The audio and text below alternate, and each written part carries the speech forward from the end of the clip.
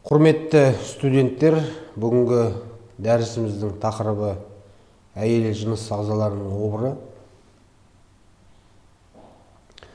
Енді бірінші обырға тоқталатын болсақ, бұл жатыр мойны обыры. Жатыр мойны обыры жатыр мойнында дамитын қателестікке жатады. Жатыр мойнының обыры мен науқастану өзгерісі жасқа байланысты ерекшеленеді. Жатыр мойны обыры мен науқастанудың ең жоғарғы деңгейі 50-60 жасқа байқалады. Мына слайдта көрсетілген жатыр мойнында дамыған ісіктің түрі. Жатыр мойны обырының рағының дамуы бойынша қандай қауіп факторларын білеміз біз. Бұл біріншіден ерте жыныстық жетілу, ерте менархия 12 жасқа дейін, жыныстық қатынастың ерте басталуы 18 жасқа дейін, 20 жасқа дейін немесе 40 жастан кейін босану, ерте басталатын етек үзілісі 45 жасқа дейін, анамнезіндегі жиі аборттар, жүктілікті үзу, әйел адамның және оның ерінің жыныстық сыңарының жиі ауыстыруы, контактлардың көп болуы. Әйел адамды және оның жыныстық сыңарында папиллома вирусының немесе герпесті вирустың инфекцияның болуы, жыныстық гигиенаның болмауы, кәсіптік зияндар, тау-кен, мұнай өндіруші зауыттарда қызмет жасау, темекі өндірісі, көмір өнеркәсібінде жұмыс жасау, иммундық жетіспеушілік күйлері. Жатыр мойны обырының клиника морфологиялық жіктелуі. Бұл біріншіден жіктелуіне тоқталатын болсақ, фонды процестер, псевдоэрозия, лейкоплакия, полип, жалпақ кандиломалар, ракалды процесс, дисплазия, әлсіз, орташа ауыр деңгейге бөлінеді. Және преинвазивті рак, немесе К-инситу деп атаймыз. Микроинвазивті рак, микроинвазивті рактан кейін инвазивті рак дамиды.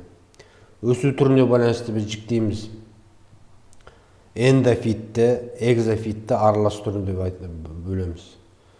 Сатысына байланысты жіктелуіне тоқталатын болсақ, К-инситу преинвазивті рак, бірінші саты ісік жатыр мойнының шектелген, екінші саты ісік жатырдың денесіне, қынаптың жоғары бөлігіне параметрийге инфильтрация береді. Үшінші саты қынаптың төменгі бөлігіне инфильтрация параметрийден жамбас сүйектеріне жетеді. Төртінші саты рак көрші ағзаларға дамиды. Тікішекке өсуі мүмкін мысалы. Жатыр мойны қателестігінің клиникасы. Енді клиникасына тоқталатын болсақ, түрлі сипаттағы бөліністер болуы мүмкін. Сулы, қанмен боялған, иіссіз және нашар иісті. Жатыр мойнының обырына жыныстық қатынастан соң, ауыр зат көтергенде, гинекологиялық зерттеулерден кейін және тағы да басқалар барысында пайда болатын қатынастық қанды бөліністері тән, контактный кровотечение сол тән болып келеді. Етек үзілісінен кейінгі жастағы әйелдерде жыныстық жолдарының қан бөлінуі. Қателестіктің тікішекке таралуы бастапқыда үлкен дәретте қанның бөлінуіне, содан кейін жылан көз пайда болуына ықпал етеді. Жылан көз деген свищтің пайда болуы. Мына слайдта көрсетілген, міне көріп тұрсыздар, қалыпты жағдайдағы жатыр мойны, бірінші сатыдағы жатыр мойны және екінші сатыдағы қателестіктегі жатыр мойны суреті. Енді диагностикасы, құрметті студенттер, диагностикасына тоқталатын болса, бірінші әйел адамның шағымдарын жинаймыз, анамнез, жалпы қараймыз. Келесі гинекологиялық зерттеу, жатыр мойнының айнамен қарағанда мөлшерлі және деңгейлері әртүрлі некрозды, жаралды бөліктері бар қатерлі өсімдерді байқауға болады. Келесі тікішекті қынаптық зерттеу, жатыр мойнының қынаппен бірге тікішекті тексереміз. Саусақты тексеру. Цитологиялық және гистологиялық әдістерге жататын бұл біріншіден кольпоскопия, жатыр мойнындағы кілегей қабатын 15-30 есе үлкейтіп көрсететін арнайы кольпоскоппен көреміз. Шилі пробасын қолдана отырып, өзгерген аймақтан прицельді биопсия дейді, сілтемелі биопсия аламыз, өзгеріс тапқан аймақтан. Енді қосымша зерттеулерге жататын бұл жаңағы ультрадыбыстық тексеру, метастаздардың бар жоқтығын анықтау үшін КТ диагностика немесе МРТ диагностиканы қолданамыз. Енді келесі тағы бір осы қателіктерге жататын бұл жатыр денесінің обыры. Әйел жыныс мүшелері қателіктерінің арасында аурушаңдық бойынша 2-ші орында, әйелдерде кездесетін барлық ісіктердің арасында 5-ші орында. Әйелдерде қателіктердің себебінен болатын өлім-жітім арасында 7-ші орында тұр. Гистологиялық түрлеріне тоқталатын болсақ, бұл жаңағы эндометриоттық карцинома, аденокарцинома, аденокантома, безде жалпақ клеткалы карцинома, муцинозды аденокарцинома, серозды папиллярлы аденокарцинома, ашық клеткалы аденокарцинома, жетілмеген аденокарцинома, аралас карцинома деп жіктеуге болады. Қауіп қатер факторларын тоқталатын болсақ, жыныстық өмір сүрмеу, бала көтермеу, бала тумау, бедеулік, анавуляция, кеш басталған менопауза, семіздік, аналық бездердің поликистозды синдромы, аналық бездердің эстроген өндіруші ісіктері, постменопаузада гистогендерсіз гормонды терапия, тамоксифен қабылдау, қант диабеті, артериалды гипертония, гипотиреоз, онкологиялық ауруларға отбасылық бейімділік.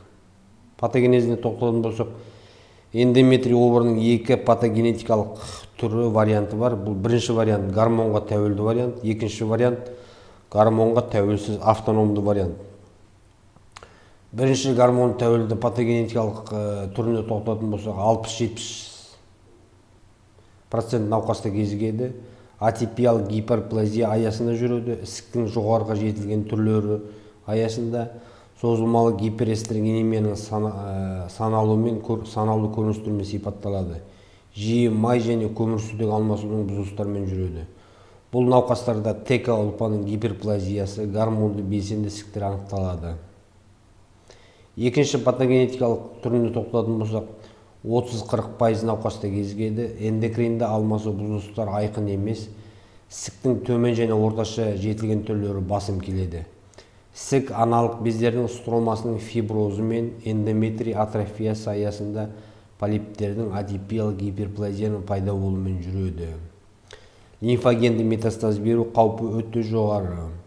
Гормонотерапия сезімталдығы болмайды. Аурудың болжамы қолайсыз. Мына слайдта канцерогенез кезеңдері көрсетілген. Бірінші кезең функционалды бұзылыстар, анавуляция, гиперэстрогенемия. Екінші кезең морфологиялық бұзылыстар, фондық. Үшінші кезең морфологиялық бұзылыстар, ісік алды. Төртінші кезең жатыр денесінің обырының дамуы. Метастаз беру жолдары лимфогенді, гематогенді, аралас деп бөлінеді.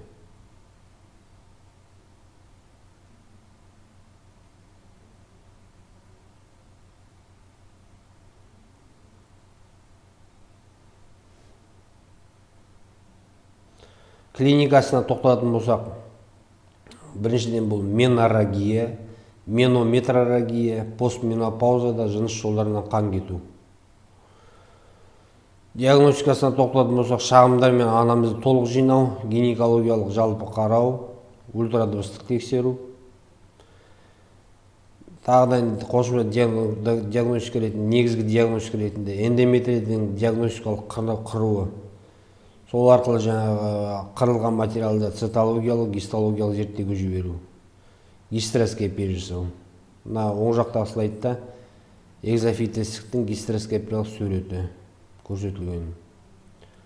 Қосымша диагностика ретінде кеуде қуысының рентгенографиясы, ісіктің процеске қуы және тік ішектің қатысы болған жағдайда тексеру жоспары.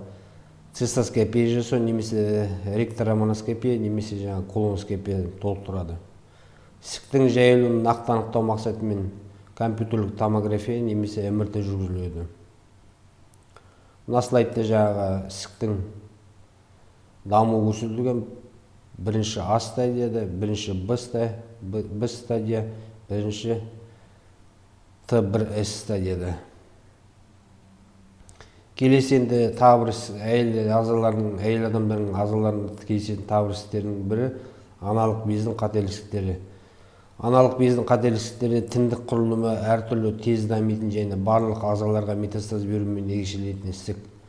Аналық безінің қателестігінің жіктелуіне тоқталатын болсақ, бұл жаңағы эпителиалды ісіктер, аденокарцинома, біріншілік, екіншілік, гистома мен малигнизациясы байқалады, метастазды Крукенберг рагы, екінші стромальды ісіктер, саркома, үшінші гормон бөлуші ісіктер, андробластомалар, тератомалы герминогенді ісіктер, оған жататындар тератобластома, дисгерминома, хорион эпителиома жатады.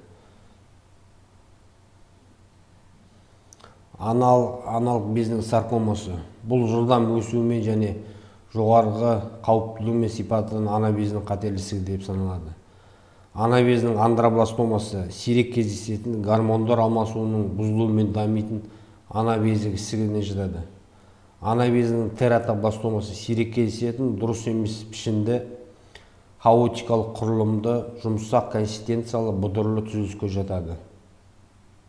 Міне слайдтарда көрсетілген ісіктердің түрі. Енді клиникасына тоқталатын болсақ, аналық безінің рагының алғашқы сатысында клиникалық белгілер білінбейді. Өкінішке орай бұл белгілер кеш сатыда анықталады. Процестің таралуында науқастың жалпы жағдайының бұзылуы және кіші жамбас мүшелерінің қызметі бұзылуы байқалады. Әлсіздік, терлегіштік, жүдеулік, тез шаршағыштық пайда болады. Үнемі іштің төменгі жағы ауырады, іші кернейді, іште сұйықтықтың аститінің жиналуы пайда болады. Немесе кеуде қуысында сұйықтықтың пайда болып плеврит дамиды. Жатырдан қан кету байқалады.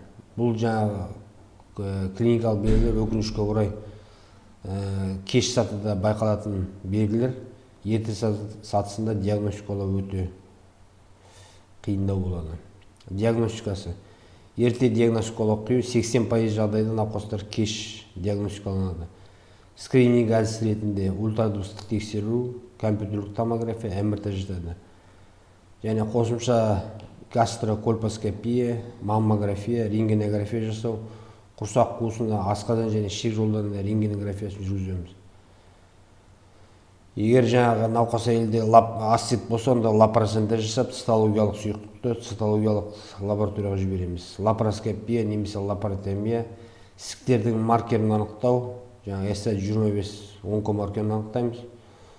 Бұл маркердің жоғарылау осы органда ісіктің бар екендігіне бізге болжам береді. Назарларыңызға рахмет.